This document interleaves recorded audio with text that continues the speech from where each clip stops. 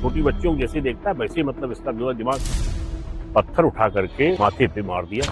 Brutal बेरहमी से दुष्कर्म करता था। उसके चेहरे पे कोई सिकन नहीं है।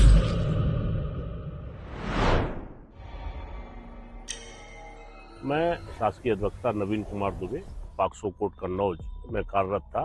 उस समय हमारे सामने ये गोसाईगंज थाने से एक मुकदमा आया।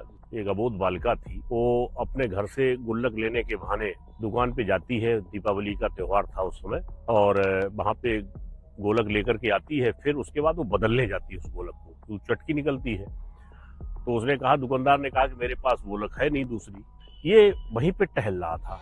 इसने क्या किया, उस बच्ची से कहा चलो हम जहाँ पे बनती है ना गोलक वहां बतला देंगे। बच्ची अबोध थी, वो इसके साथ इसके बहकावे में आ गई, इसके साथ चली गई। ये वहां से लेकर के उसको वहां से थोड़ी दूरी पर मिलिट्री ग्राउंड है थाने के ठीक सामने, झाड़ियां वगैरह है, वहां पे उसके साथ रेप किया। और रेप करने के बाद में पत्थर उठा करके उस झाड़ियों में उसके सर में जो है माथे पे मार दिया, जिससे वो बुरी तरीके से लहूलुहान हो गई, क्षतिग्रस्त हो गई। और इसने समझा कि ये मर गई है। मरणासन हालत में बिल्कुल इजी गोइंग वहां से निकला, आराम से टहलता हुआ फिर ये चला गया। क्योंकि ये इस जनपद का निवासी नहीं है तो लोग जल्दी जानते नहीं है, लोग मिलने जुलने वाला। अब हुआ ये कि जब लड़की घर नहीं पहुंची तो लड़की के घर वालों ने उसकी तलाश शुरू करी। अपने परिचितों में देखा, मोहल्ले में देखा, जब कहीं नहीं मिले वो लोग भी ढूंढ रहे थे। लेकिन एक तब तक जानवर चराने वाला चौका आदमी वहां पे उधर से गुजरा, और चौकीदार वहां का था, गेस्ट हाउस का। उसने देखा कि कोई बालिका जो है एक झाड़ियों में पड़ी। वो दौड़ता हुआ वहां से थोड़ी दूरी पे ही थाना है, थोड़ी दूरी पे दौड़ता हुआ आया तो गेट के पास ही वहां का कस्बा इंचार्ज थे एसआई मनोज पांडे, वो मिले। उसने उनको बताया कि एक लड़की वहां पे इस तरीके से पड़ी हुई है। वो वहां से भागा तो पीछे पब्लिक और आगे आगे वो बहुत सारे लोग एकदम वहां से तुरंत चले, वो लोग भी उधर की तरफ भागे।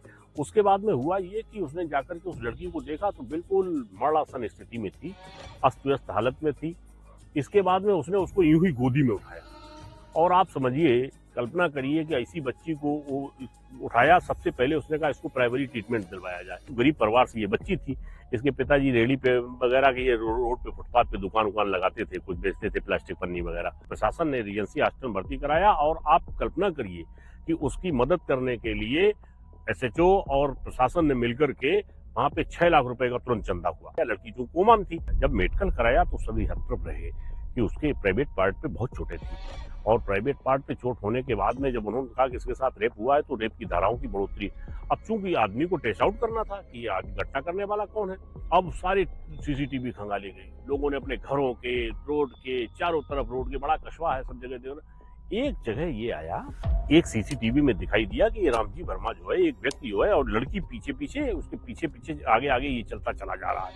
तो लोगों ने उसका इश्तेहार लगाया पूरी रोड। एक व्यक्ति ऐसा मिला जिसने कहा कि मैं इसको जानता हूँ, ये रामजी वर्मा कमालगंज थाना क्षेत्र का रहने वाला है और इस टाइप का ही अपराधी है। राम जी 4 भाई है और राम जी हैं तीसरे नंबर पे। तो पुलिस ने उसकी फिर कुंडली खंगाली, तब जाकर के पता चला कि फरखाबाद में इसने अपनी नाबालिगी के दौरान ही 2-3 घटनाएं कारित करी, जिसमें एक में सजा में भी हुई। लेकिन जो नाबालिग था उस समय 16 साल से आसपास की उम्र रही होगी, उस समय वो छूट गया। 2018 में फर्रुखाबाद में भी इसने 7 वर्ष के बच्चे के साथ दुष्कर्म किया था, और उसको ले जाके और सुनसान जगह में मार के फेंक दिया था। और तुरंत ही थोड़े दिन बाद मार्च में गोसाईगंज में एक 6 साल की बच्ची के साथ रेप किया था, और उसके बाद इसने उसको भी मौत को घाट उतार दिया था। दारू वारू नहीं पीता है, राम जी एक गुटखा खैनी खाता है। तीसरी घटना फिर इसने मार्च में ही करी, और मार्च में करने के बाद में हुआ ये कि उसको भी मरणासन अवस्था में छोड़ दिया था, लेकिन वो किसी तरीके से वो बच्ची बच गई थी। उसके साथ भी दुष्कर्म किया। स्थान बदलने के साथ ही अपने रूप और रंग में भी परिवर्तन करता था, अपने पहनावे में, अपनी वेशभूषा में। कभी इसने सेब बना ली, कभी इसने सेब उगा ली, कभी इसने मूंछ हटा दी। इस टाइप की वेशभूषाएं बना के, ताकि इसको आसानी से पुलिस और अपराध जगत में काम करने वाले लोग आसानी से इसको चिन्हित ना कर पाए, आसानी से इसको ना पहचाने। प्रशासन ने इनाम बोला, 1 लाख रुपए का इनाम हुआ, चारों तरफ टीमें रवाना हुई, बड़ा इस पे काम हुआ। तो राम जी को यहाँ पुलिस प्रशासन पकड़ने आया तो राम जी ने पुलिस को धक्का मार के भाग गया, और पुलिस मुठभेड़ में जब पकड़ करके लाई तो हमारे न्यायालय में पेश किया गया। एकांत में जहाँ भी बच्चे इसको खेलते मिल जाते थे, उनको किसी न किसी बहाने से अपने साथ ले जाता था, और उनके साथ हिंसक वारदात करता था, उनके साथ दुष्कर्म करता था, दांतों से काट लेता था, नाखूनों से नोच लेता था, उनके साथ बर्बरता करता था, बेरहमी करता था। जितनी हद से ज्यादा गुजर सकता था वो हद से ज्यादा हद को पार करता था और उनको साक्ष्य मिटाने के लिए महज उनको मौत के घाट उतार देता था। सीआईडी नाटक देखना बहुत पसंद है। तो भेड़िया समाज के अंदर छिपे होते हैं जो समाज को नुकसान पहुंचाते तरह तरह से। इस टाइप का ये राम जी जो है किलर, साइको किलर है। 15 साल की उम्र की जब हुई तब से इन्होंने ये क्राइम चालू कर दी। कुछ ऐसे क्राइम किए जिसमें राम जी का नाम ही नहीं आया था। जब टेक्नोलॉजी आगे बढ़ी, कैमरे वगैरह जगह जगह लगे, तब राम जी की ये हरकतें लोगों की समाज में और प्रशासन की निगाह में आई। पर बच्ची बेहोश रही, कई दिनों तक बता नहीं पाई, उसके बारे में नहीं बता पाई। इसका आइडेंटिफिकेशन भी कराना था। पॉक्सो में यह है कि आइडेंटिफिकेशन सामने सामने नहीं करा सकते हैं, ये बाध्यता भी है।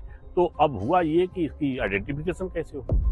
तब हमने उसकी एक युक्ति सोची। रिमांड जब होता है तो उस पर मुलजिम की फोटो लगाई जाती है, तो उस फोटो को दिखाया और जो वीडियो उस समय वायरल हुए थे इसके जो सीसीटीवी वाले, वो इसको वीडियो दिखाए, उसके फुटेज निकलवाए थे हम लोगों ने, और फुटेज निकलवाने के बाद उसकी फोटो भी बनवाई थी। वो फोटो जब ये लड़की थोड़ा ठीक होकर के वहां से आई अपने घर पे, तब उसके भाई ने उसको दिखाया। तब उसने कहा नहीं, यही व्यक्ति है जिसने मेरे साथ में ये गलत काम किया हुआ है, यही आदमी है। तो रामजी वर्मा उस पर ट्रेस आउट हुआ।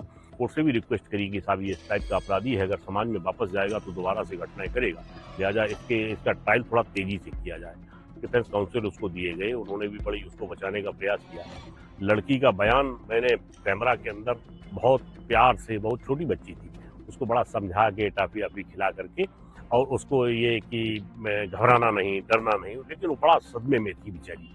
बड़ी मुश्किल से उसने अपनी बातें बता पाई। जब बड़ा और मुझे इस बात की खुशी है कि मैं ऐसे एक केस को करके और उसको सजा दिलाने में कामयाब रहा, और न्यायालय ने उसको दोषी पाया। आजीवन कारावास की सजा और 1 लाख रुपए का जुर्माना, और आजीवन कारावास में उन्होंने लिखा कि उसको मर्सी पे भी छोड़ा ना जाए और उसको जब तक वह उसकी सांसें चल रही हैं तब तक उसको जेल में रखना है।